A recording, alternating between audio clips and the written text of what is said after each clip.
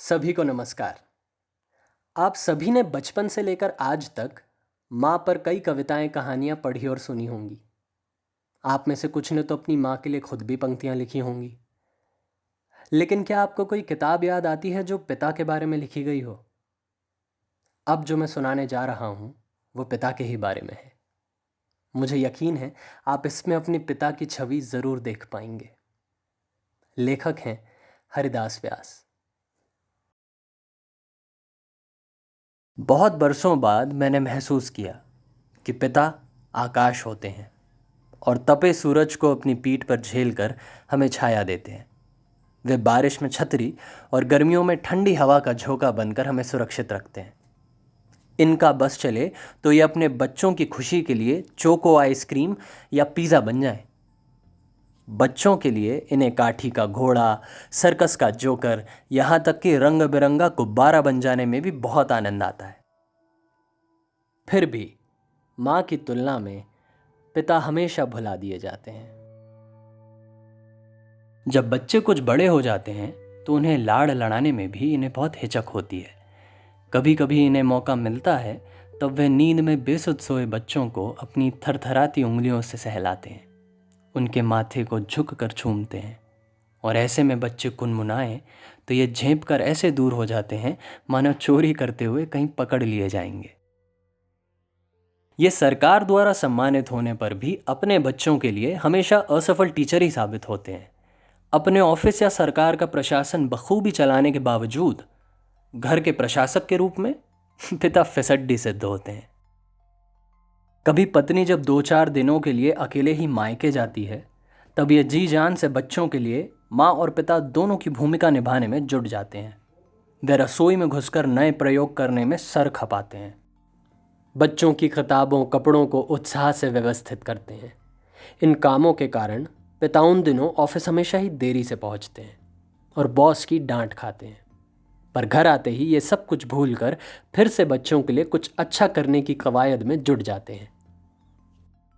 पर पत्नी जब घर लौटती है तब बच्चे पिता की कई हास्यास्पद कोशिशों का खूब मजाक बनाते हुए अपनी माँ को सुनाते हैं। कुछ पल के लिए इन्हें बुरा लगता भी है तो ये खुद भी हंसी से ही उसे धो डालते हैं। घर से बाहर पिता कई बार आहत, अपमानित और पराजित होते हैं, बेहद परेशान और निराश भी होते हैं। लेकिन घर के भीतर कदम रखते ही ये अपने आप पर एक खुशदिल इंसान और विजय योद्धा का आवरण ओढ़ लेते हैं। कभी कभार ये अपनी पत्नी के साथ पराजय के इन दुखों को बांटने की कोशिश करते हैं और इन सब बातों को वो सुनती भी है, पर सहानुभूति देने के सिवा कुछ कर नहीं पाती। घर में जब भी किसी मुद्दे पर बहस छिड़ती है तब बाकी सारे लोग एक तरफ और पिता अकेले खड़े दिखाई देते हैं। घर और बच्चों से संबंधित तमाम निर्णयों में भी इनके साथ कभी कभार ही कोई सहमत होता है। बच्चों के बड़े बड़े निर्णयों से असहमत पिता खींचते हुए भी उनकी इच्छाओं को पूरा करने के लिए वे ही सबसे ज़्यादा खटते हुए दिखाई देते हैं। बच्चों के सुख सुकून के लिए जो परिश्रम करना पड़ता है पिता उसे छुपाना ही बेहतर मानते हैं। फिर भी बच्चे कभी पिता को अपनी प्रेम की पहली सूचना नहीं देते, बल्कि खुशी की अन्य कोई भी सूचना इनके पास सेकंड हैंड होकर ही आती है। पिता शुरू में इस कारण से बुरा भी मानते हैं, पर आखिरकार बुरा मानना छोड़ देते हैं। दरअसल पिता शेषनाग की तरह होते हैं। उन्हें अपने सिर पर इस परिवार रूपी पृथ्वी को बिना हिलाए डुलाए, बिना थके, निरंतर संतुलन बनाते हुए उठाए रखना पड़ता है। थक कर जरा सा भी सिर हिला देने से पूरा परिवार हाहाकार करने लगता है। तब ये सिटपिटाकर अपने थके होने की बात कहे बिना फिर कभी न थकने का निश्चय कर अपने काम में फिर स्थिर हो जाते हैं। पिता प्रायः सुंदर नहीं होते। इनका चेहरा इनके सीने और पीठ की तुलना में सांवला होता जाता है। इनके अनचाहे पेट भी बढ़ जाता है। रोज जिम जाने का निश्चय करके भी ये 2-4 बार जाकर इस बारे में सोचना ही छोड़ देते हैं। इनके सिर के बाल बहुत जल्दी सफ़ेद होने और झड़ने लगते हैं।